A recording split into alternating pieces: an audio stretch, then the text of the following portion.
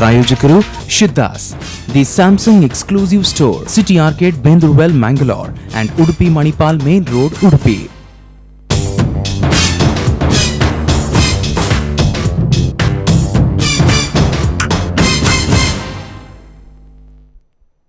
ತಿರುಗುಬಾಣಕ್ಕೆ ಮತ್ತೆ ಸ್ವಾಗತ. ಎಸ್ ಮೆಂಡನ್ ಅವರೇ, ನಿಮ್ಮನ್ನು ಕೇಂದ್ರೀಕೃತ ಮಾಡಿ ಯಾವುದೋ ಒಂದು ವ್ಯವಸ್ಥಿತ ಹುನ್ನಾರ ನಡೀತಾ ಇದೆ ಅಂತ ಅನಿಸ್ತಾ ಇಲ್ವಾ ಕಾಪು ಕ್ಷೇತ್ರದಲ್ಲಿ ಅಥವಾ ಉಡುಪಿ ಡಿಸ್ಟಿಕಲ್ಲಿ?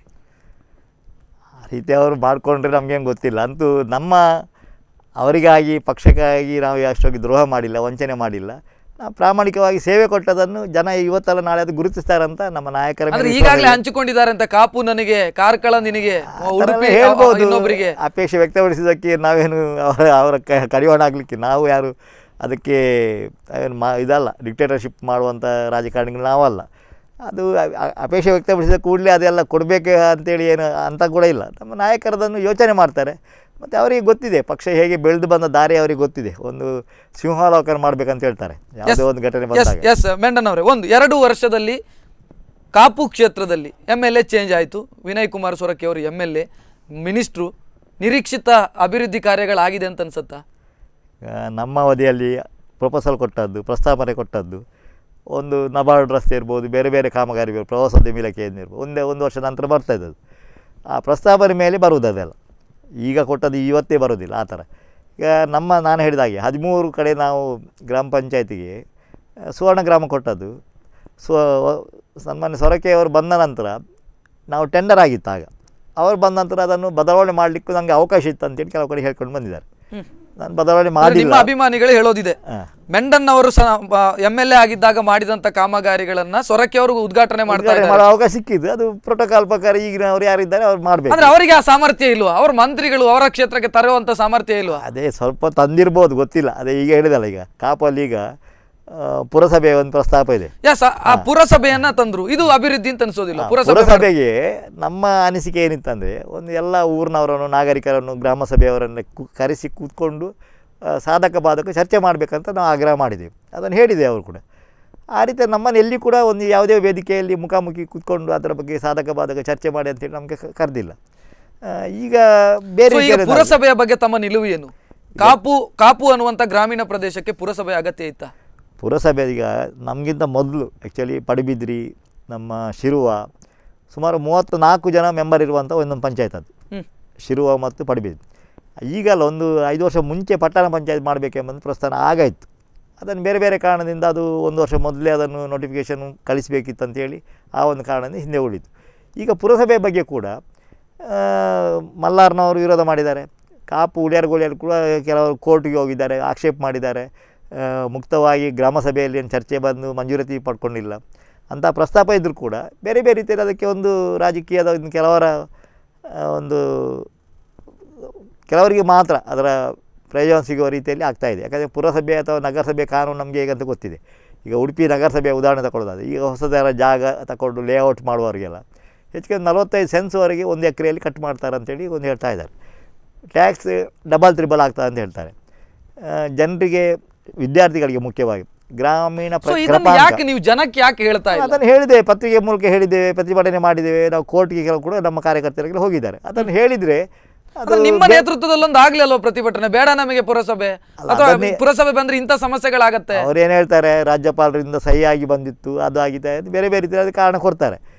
ಅದರ ಜೊತೆಗೆ ಎಷ್ಟು ಹಣ ಬರ್ತದೋ ಗೊತ್ತಿಲ್ಲ. ಈಗ 100 ಕೋಟಿ ರೂಪಾಯಿ ಕಾಪುಗೆ ಪುರಸಭೆಗೆ ಅಂತೇಳಿ ಪ್ರಸ್ತಾಪನೆ ಕೊಟ್ಟಿದ್ದಾರೆ ಅಂತ ಹೇಳಿದ್ದಕ್ಕೆ ಒಂದು ಅಭಿನಂದನಾ ಸಭೆ ಕೂಡ ಮಾಡ್ತಾ ಇದ್ದಾರೆ. ಈಗ ಅದು ನೋಡ್ಬೇಕು ಏನಂತೇಳಿ, ಇನ್ನು ಅದು ಸ್ಪಷ್ಟ ಕಲ್ಪನೆ. ಸೊರಕೆ ಅವರ 2 ವರ್ಷದ ಕಾರ್ಯವೈಖರಿ ಏನು ಅನ್ಸುತ್ತೆ ನಿಮಗೆ? ಒಂದು MLA ಆಗಿ, ಸಚಿವರನ್ನು ಬಿಟ್ಟುಬಿಡಿ, MLA ಆಗಿ ಕಾಪು ಕ್ಷೇತ್ರಕ್ಕೆ ನ್ಯಾಯ ಕೊಡುವಂಥ ಕೆಲಸ ಆಗಿದೆಯಾ?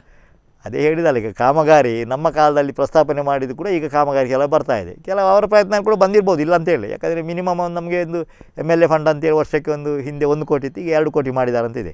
2 ವರ್ಷ ಅವಧಿಯಲ್ಲಿ 3 ಕೋಟಿವರೆಗೆ ಅವ್ರಿಗೆ ಬರ್ಬೋದು, 3-4 ಕೋಟಿವರೆಗೆ ಆ ಕಾಮಗಾರಿ ಹಂಚಿಕೊಟ್ಟಿದ್ದಾರೆ. ಮತ್ತು ಕೆಲವು ಕಡೆ ನಾವು ನೋಡಿದ್ದೇವೆ, ಕೆಲವು ಕಡೆ ಅಡ್ವಾನ್ಸ್ ಕಾಮಗಾರಿ ಕೂಡ ಮಾಡಿದ್ದಾರೆ. ಅಡ್ವಾನ್ಸ್ ಕಾಮಗಾರಿಯಲ್ಲಿ ಏನಾಗ್ತದೆ ಅಂದರೆ, ಅವರಿಗೆ ಅವಧಿ ಇದೆ, ಇವತ್ತಲ್ಲ ನಾಳೆ ಆದರೂ ಅದನ್ನು ಮೇಕಪ್ ಮಾಡಿಕೊಂಡು ಆ ಕಾಮಗಾರಿಗೆ ಹಣ ತರುವಂಥ ಪ್ರಯತ್ನ ಆಗ್ಬೋದು. ಮತ್ತು ಉಸ್ತುವಾರಿ ಸಚಿವರಾದ್ದರಿಂದಾಗಿ ಒಂದು MLA ಇರುವಾಗ ಪ್ರಭಾವಕ್ಕಿಂತ ಜಾಸ್ತಿ ಉಸ್ತುವಾರಿ ಸಚಿವರಿಗೆ ಅವರ ಕ್ಷೇತ್ರದಲ್ಲಿ ಅಥವಾ ಅಧಿಕಾರಿಗಳ ಹಿಡಿತ ಇರ್ತದೆ. ಆ ರೀತಿಯಲ್ಲಿ ಅವರು ಕೆಲಸ ಕಾರ್ಯ ಮಾಡ್ಬೋದು. ಆದರೆ ನಮ್ಮ ಡಾಕ್ಟರ್ ವಿ ಎಸ್ ಆಚಾರ್ಯ ಕೂಡ ಉಸ್ತುವಾರಿ ಸಚಿವರಿದ್ದರು. ನಾವು ಗಮನಿಸಬೇಕು ಅದನ್ನು. ಡಾಕ್ಟರ್ ವಿ ಎಸ್ ಆಚಾರ್ಯರು ಪಕ್ಷಭೇದ ರಹಿತವಾಗಿ ಕೆಲಸ ಕಾರ್ಯ ಮಾಡಿದ್ದಾರೆ. ಇಡೀ ಜಿಲ್ಲೆಯನ್ನು ಒಂದು ಉನ್ನತ ಸ್ಥಾನಮಾನಕ್ಕೆ ತರುವಂಥ ಒಂದು ಪ್ರಾಮಾಣಿಕ ಪ್ರಯತ್ನ ಮಾಡಿ ಯಶಸ್ವಿಯಾಗಿದ್ದೇವೆ. ನಾವು ಆಗ ಕೂಡ ಒಂದು ಟೀಮ್ ವರ್ಕಾಗಿ ಕೆಲಸ ಮಾಡಿದ್ವಿ. ನಾವು ಎಮ್ ಎಲ್ ಎ ಆಗಿ ಕೂಡ ನಮ್ಮನ್ನು ಕೂಡ ಅವರು ಬೆಂಗಳೂರಲ್ಲಿ ಕರೆಸಿ ಮಾತುಕತೆ ಮಾಡ್ತಾಯಿದ್ರು. ಉಡುಪಿ ಜಿಲ್ಲೆಯಲ್ಲಿ KDP ಮೀಟಿಂಗ್ ಕರೆದಾಗ ನಮ್ಮ ಸಲಹೆ ಪಡ್ಕೊಳ್ತಾಯಿದ್ರು, ಸಹಕಾರ ಪಡ್ಕೊಳ್ತಾಯಿದ್ರು. ಇದೆಲ್ಲ ಮಾಡಿದ್ರು. ಅಂದರೆ ಸೊರಕೆ ಅವರಿಗೆ ಇನ್ನೂ 3 ವರ್ಷ ಟೈಮ್ ಇದೆ. ಮಂತ್ರಿಗಿರಿಯ ಅಬ್ಬರದಲ್ಲಿ BJP ಕಳೆದು ಹೋಗುತ್ತಾ? ಕಾಪು BJP ಜೊತೆಗೆ ನಿಮ್ಮಲ್ಲೂ ಕೆಲ ಸಮಸ್ಯೆಗಳು ಅಲ್ಲ, ನಾವು ಏನಿದ್ರು ಕೂಡ ಕ್ಷೇತ್ರವನ್ನು ಮತ್ತೆ ನಾವು ಬಿಲ್ಡಪ್ ಮಾಡ್ತಾ ಇದ್ದೇವೆ. ಕ್ಷೇತ್ರವನ್ನು BJP ಕ್ಷೇತ್ರವಾಗಿ ಮತ್ತೆ ತರುವಂಥ ಎಲ್ಲ ಪ್ರಾಮಾಣಿಕ ಅಂದ್ರೆ ಸೊರಕೆ ಅವರು ವೈಫಲ್ಯ ಕಂಡಿದ್ದಾರೆ ಅಥವಾ ಸೊರಕೆ ಅವರು ಶಾಸಕರಾಗಿ ಕೆಲಸ ಮಾಡಲಿಲ್ಲ, ಮಂತ್ರಿಯಾಗಿ ಕೆಲಸ, ಇದನ್ನ ಜನರ ಬಳಿಗೆ ಕೊಂಡೋಗುವಂಥದ್ದನ್ನು ನೀವು ಮಾಡ್ತಾ ಇಲ್ಲ. ನೀವು ಹೇಳ್ತೀರಾ, ಈಗ TV ಸ್ಟುಡಿಯೋದಲ್ಲಿ ಕರೆದ್ರೆ ನಿಮ್ಮ ವಕ್ತಾರರು ಹೇಳ್ತಾರೆ ವಿನಃ ಜನರ ಬಳಿ ಕೊಂಡೋಗುವಂಥ ಕೆಲಸ ಆಗ್ತಾ ಇಲ್ಲ ನಿಮ್ಮಿಂದ. ಜನರ ಬಳಿಗೆ ಮೊನ್ನೆ ನಾವು ಗ್ರಾಮ ಪಂಚಾಯತ್ ಇರ್ಬೋದು, MP ಚುನಾವಣೆ ಇರ್ಬೋದು, ನಾವು ನಿಮಗೆ ಒಂದು ಉದಾಹರಣೆ ಕೊಡೋದು. ಶೋಭಕ್ಕನವರು MP ಚುನಾವಣೆಗೆ ಉಡುಪಿ ಚಿಕ್ಕಮಗಳೂರು ಲೋಕಸಭಾ ಕ್ಷೇತ್ರ ನಿಂತಾಗ ನಾವೊಂದು 90 ಕಡೆ ಕಾರ್ನರ್ ಸ್ಪೀಚ್ ಎಲ್ಲ ಮಾಡಿದ್ದೀವಿ. ಟ್ಯಾಬ್ಲೋ ಇರ್ಬೋದು, ಬೇರೆ ಬೇರೆ ಕಡೆಯಿಂದ ನಾವೆಲ್ಲ ಕಾರ್ಯಕ್ರಮ ಮಾಡಿ ಜನರಿಗೆ ಎಚ್ಚರಿಕೆ ಕೊಟ್ಟದ್ರಿಂದಾಗಿ, ಅಥವಾ ಈಗ ಕಾಂಗ್ರೆಸ್ನ ರಾಜ್ಯದ ಸರ್ಕಾರದ ಕೆಲವು ವೈಫಲ್ಯಗಳ ಬಗ್ಗೆ ಕೂಡ ಗಮನಕ್ಕೆ ಬಂದು ತಂದಾಗ ನಮ್ಮ ಕಾರ್ಯಕರ್ತರು ಅದರ ಜೊತೆಗೆ ಸ್ಪಂದಿಸಿದ್ರಿಂದಾಗಿ, ಅಥವಾ ವೋಟರ್ಸ್ ನಮ್ಮ ಜೊತೆ ಸ್ಪಂದಿಸಿದ್ರಿಂದಾಗಿ ನಮಗೆ ಪಂಚಾಯತಲ್ಲಿ ಇವರು ಹೇಳೋದು ಕೂಡ ಸತ್ಯಾಂಶ ಇದೆ ಅಂತೇಳಿ ತಿಳ್ಕೊಂಡು ನಮಗೆ ಪಂಚಾಯತ್ಗೆ ಬೆಂಬಲ ಮಾಡಿದ್ದಾರೆ, ಪ್ರೋತ್ಸಾಹ ಮಾಡಿದ್ದಾರೆ. ಹೇಗೆ ಆಗಬೇಕಿತ್ತಂದರೆ ಉಸ್ತುವಾರಿ ಸಚಿವರು ನಮಗಿಂತ ಪ್ರಭಾವಿ, ನಮಗಿಂತ ಹಣ ಖರ್ಚು ಜಾಸ್ತಿ ಮಾಡಿದ್ದಾರೆ, ಅವರ ಈಗ ಕಾಮಗಾರಿಗೆ ಅಥವಾ ಅಧಿಕಾರಿಗಳ ಜೊತೆಗೆ ಅವರಿಗೆ ಹಿಡಿತಾ ಇದೆ ಅಂಥ ಸಂದರ್ಭದಲ್ಲಿ ಕೂಡ ಜನತೆ ಬದಲಾವಣೆ ಬಯಸುವುದಾದರೆ ನಮಗೊಂದು ಪೂರ್ವ ಸೂಚನೆ ಕೊಟ್ಟಿದ್ದಾರೆ. BJP ಬಗ್ಗೆ ವಿಶ್ವಾಸವನ್ನು ವ್ಯಕ್ತಪಡಿಸಿದ್ದಾರೆ. ಅದ್ರ ಜೊತೆಗೆ ಕೇಂದ್ರ ನಮ್ಮ ನಾಯಕತ್ವ ಬಗ್ಗೆ ಕೂಡ ನರೇಂದ್ರ ಮೋದಿ ಅವರನ್ನು ಒಳ್ಳೆಯ ಒಂದು ಅಧಿಕಾರ ಒಂದು ನಮ್ಮ ಜೊತೆಗೆ ಅಂದರೆ ಕಾರ್ಯಕರ್ತರಿಗೆ ತಲುಪುವ ರೀತಿಯಲ್ಲಿ, ಮತದಾರರಿಗೆ ತಲುಪುವ ರೀತಿಯಲ್ಲಿ ಅವರು ಕೆಲಸ ಕಾರ್ಯ ಮಾಡ್ತಾ ಇದ್ದಾರೆ ಅಂತ ನಂಬಿಕೆಯಿಂದ ನಮ್ಮ ಜೊತೆಗೆ ಇವತ್ತು ಮತದಾರರು ಬಂದಿದ್ದಾರೆ ಅಂತ ನಮ್ಮ ನಂಬಿಕೆ. ಎಸ್, ಕಡೆಯದಾಗಿ ಒಂದು ಪ್ರಶ್ನೆ.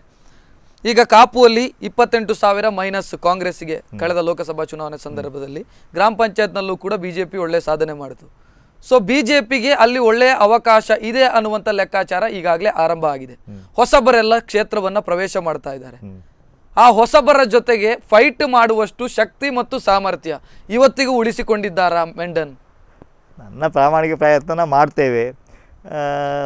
ದುಡ್ಡಿನ ಬಲದವರು ಬಂದಿದ್ದಾರೆ ಮತ್ತು ವೈಯಕ್ತಿಕವಾಗಿ ಜನಗಳನ್ನ ಸೇರಿಸುವಂತವರು ಇದ್ದಾರೆ. ಇವರ ಜೊತೆಗೆ ಫೈಟ್ ಮಾಡಿ ಅಥವಾ ಕಾಂಪಿಟೇಷನ್ ಮಾಡುವಷ್ಟು ಸಾಮರ್ಥ್ಯ ಮೆಂಡನ್ ಅವರು ಇವತ್ತು ಉಳಿಸಿಕೊಂಡಿದ್ದಾರೆ. ವ್ಯಕ್ತಿ ಪ್ರತಿಷ್ಠೆಗೆ ಹೋಗುವುದಿಲ್ಲ. ನಾವೇನಿದ್ದು ಕೂಡ ಒಂದು ಪಕ್ಷದ ಸಂಘಟನೆಯಲ್ಲಿ ನಮ್ಮನ್ನು ನಾವು ತೊಡಗಿಸಿಕೊಂಡಿದ್ದೇವೆ. ಪಕ್ಷ ಸಂಘಟನೆಯಲ್ಲಿ ನಾವು ಈಗಲ್ಲ, ಒಂದು 25-30 ವರ್ಷದಿಂದ ಈ ಫೀಲ್ಡಲ್ಲಿ ಇದ್ದು ಕೆಲಸ ಕಾರ್ಯ ಮಾಡಿದ್ರಿಂದಾಗಿ ಹಂತವಾಗಿ ಬೆಳ್ಕೊಂಡು ಬಂದೆ. ನಾನು ಮೊದಲ ಚುನಾವಣೆಗೆ ಸ್ಪರ್ಧೆ ಮಾಡಿದಂಥ ಮುಂಚಿನ ಅಭ್ಯರ್ಥಿ. ನಾನು 1994ರಲ್ಲಿ ಸ್ಪರ್ಧೆ ಮಾಡಿದೆ. 1989ರಲ್ಲಿ ಕಾಪು ಕ್ಷೇತ್ರದಲ್ಲಿ ಇದ್ದದ್ದು ಬರೀ 2,500 BJP ಓಟು.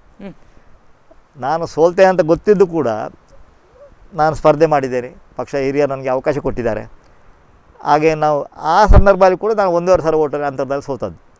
ಆನಂತರ ಪ್ರತಿ ಚುನಾವಣೆಯಲ್ಲಿ 5,000 ಓಟ್ ಜಾಸ್ತಿ ಆಗಿ ಇವತ್ತು ಮೊನ್ನೆ MP ಚುನಾವಣೆಯಲ್ಲಿ ಬಂದಾಗ 75,000 ಆಯಿತು. ನನ್ನ MLA ಚುನಾವಣೆಯಲ್ಲಿ 52,000 ಓಟ್ ಇದ್ದದ್ದು. ಈ ರೀತಿಯ ಬೆಳವಣಿಗೆ ಆದದ್ರಿಂದಾಗಿ ಆ ಒಂದು ನಂಬಿಕೆ ವಿಶ್ವಾಸದಿಂದ ನಾವು ಪಕ್ಷವನ್ನು ಸಂಘಟಿಸಿಕೊಂಡು ಹೋಗ್ತಾ ಇದ್ದೇವೆ. ಪಕ್ಷ ಖಂಡಿತವಾಗಿ ನಾವು ಕಳ್ಕೊಂಡಂತ ಮೆಂಡರ್ ನೇಪಥ್ಯಕ್ಕೆ ಹೋಗ್ತಾರಾ ಅಂತ ಪ್ರಶ್ನೆ. ಕಳ್ಕೊಂಡಂತ ಕ್ಷೇತ್ರವನ್ನು ಮತ್ತೆ ನಾವು ಗೆದ್ದು ತೋರಿಸ್ತೇವೆ ಅಂತ ನಮ್ಮ ಕಾರ್ಯಕರ್ತರು. ಮೆಂಡನ್ ಅವ್ರು ಏನಾಗ್ತಾರೆ? ನಮಗೂ ಅವಕಾಶ ಕೊಡ್ತಾರೆ ಅಂತ ನಂಬಿಕೆ ಇದೆ. ಆ ನಂಬಿಕೆಯ ಮೇಲೆ ನಾವು ಕೆಲಸ ಕಾರ್ಯ ಮಾಡ್ತೀವಿ. ಎಸ್ ಸರ್, ಧನ್ಯವಾದಗಳು ಈ ಡಿಸ್ಕಷನ್ ಅಲ್ಲಿ ಭಾಗವಹಿಸ್ತೀನಿ. ಇದು ಈ ವಾರದ ತಿರುಗುಬಾಣ ಕಾರ್ಯಕ್ರಮ. ಮುಂದಿನ ವಾರ ಮತ್ತೊಬ್ಬ ಅತಿಥಿಯೊಂದಿಗೆ ನಾನು ನಿಮ್ಮನ್ನ ಭೇಟಿ ಮಾಡ್ತೀನಿ. ಅಲ್ಲಿವರೆಗೆ ನಿಮ್ಮೂರಿನ ನಿರಂತರ ಸುದ್ದಿಗಾಗಿ ನೋಡ್ತಾ ಇರಿ ಸ್ಪಂದನ.